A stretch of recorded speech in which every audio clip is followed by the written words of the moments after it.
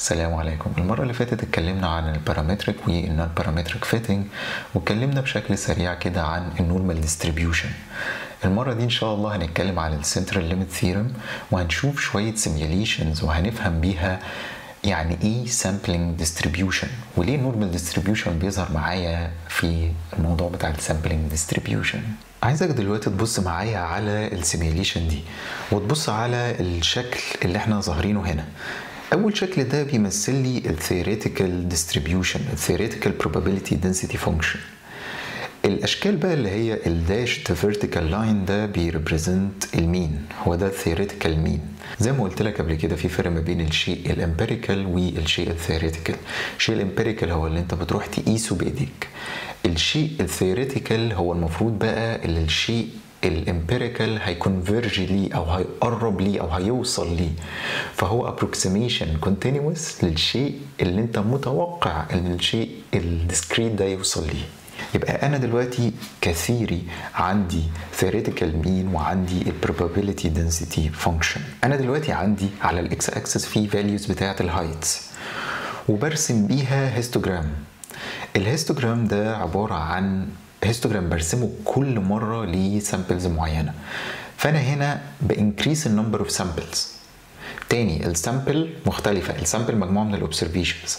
انا بادئ من سامبل سايز 5، يعني انا واخد 5 هايتس بس، بعمل بيهم هيستوجرام وهرسم الهيستوجرام ده جوه، تمام، وهعمل له كمان فيتنج عشان تشوف شكله عامل ازاي. انا بس بشرح لك علشان الدنيا توضح بعد كده لما تشوف السيميليشن. فانت دلوقتي السامبل سايز ده هيبدا ان هو يزيد، فالمفروض اللي انا متوقعه ان كل ما السامبل سايز بتاعك زاد كل ما السامبل بتكونفيرج ليه الاستيميتس اللي هي المفروض تطلع الحاجه الترو بتاعت البوبيوليشن، لان هي بتقرب اكتر للبوبيوليشن ميجرز، للبارامترز بتاعت البوبيوليشن. فانا دلوقتي بادئ ب 5 اوبسرفيشنز جوه السامبل اللي انا اخدتها دي. هتبص على الفيجر اللي موجوده تحت هتلاقي الفاليوز، الاكشوال فاليوز، ودي اول iteration هتلاقي على الواي اكسس الاتريشنز. فانا مع كل iteration بوريك السامبلز اللي احنا واخدينها، دي الاكشوال هايتس، يعني على الاكس اكسس دي الاكشوال هايتس بتاعت السامبلز اللي احنا اخدناها. السامبلز دي انا واخدها بشكل عشوائي، بشكل راندوم، بس انا واخدها بشكل عشوائي من ديستريبيوشن عامل ازاي؟ انا واخدها بشكل عشوائي من ديستريبيوشن هو نورمال ديستريبيوشن. ده معناه ايه الكلام ده؟ ده معناه ان انا عندي likelihood اعلى فان انا اجيب بوينتس اراوند المين، ولذلك هتلاقي البوينتس اكتر دنس اكتر اراوند المين، اراوند حوالي 170. ولذلك حتى وانت بتجيب راندوم بوينتس من ديستريبيوشن معين انت في لايكلي عندك بتجفرن اللي بيحصل، فالحاجات اللايكلي اكتر هي اللي هتظهر اكتر. يبقى دلوقتي في السيميليشن انا عمال اجمع سامبلز وعمال انكريس النمبر اوف سامبلز، علشان كده هتلاقي الدنيا كانت دنس اكتر وعماله تبعد والسامبلز عماله تزيد. وتبص فوق تلاقي ان المين في الاول كان عمال يتغير بعيد قوي عن الشيء الثيوريتيكال، لكن مع مرور الوقت شكل الهيستوجرام بيتحسن وبيقرب اكتر للشكل بتاع النورمال ديستريبيوشن، والفت اللي هو الكيرنل دنسيتي استيميشن بيقرب اكتر للثيوريتيكال probability density function. فده يورينا ان بزياده عدد الاوبسرفيشنز في السامبل بتاعتي بتقرب وبتكونفيرج للشكل بتاع البوبيوليشن. طب تعالى بقى نشوف لو انا معايا 10 اوبسرفيشنز في السامبل وهثبت السامبل سايز ده، في نفس الوقت اضفت حاجه دلوقتي اللي انا المين بتاع السامبل اللي انا واخدها دي هحطه لك بشكل يكون جرين تحت في الفيجر اللي تحت.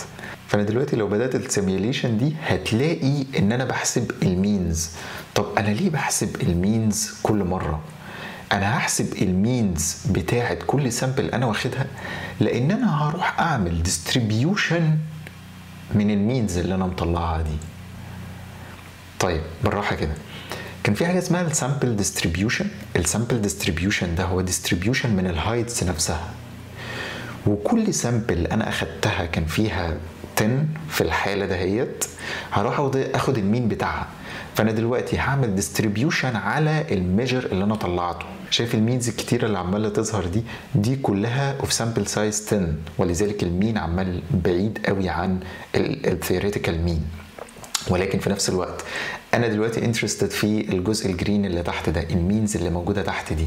لو رحت جبت ديستريبيوشن ليها، ده في حد ذاته نورمال ديستريبيوشن، ودي السنترال ليميت ثيرم.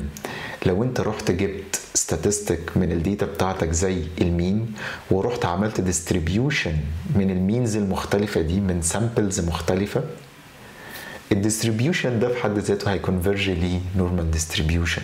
هو مش ده الشيء الغريب، عارف ليه؟ لان انا السامبل بتاعتي كنت جايبها من نورمال ديستريبيوشن. الشيء العجيب جدا ان الكلام ده ترو لاي ديستريبيوشن انت بتجيب منه الداتا.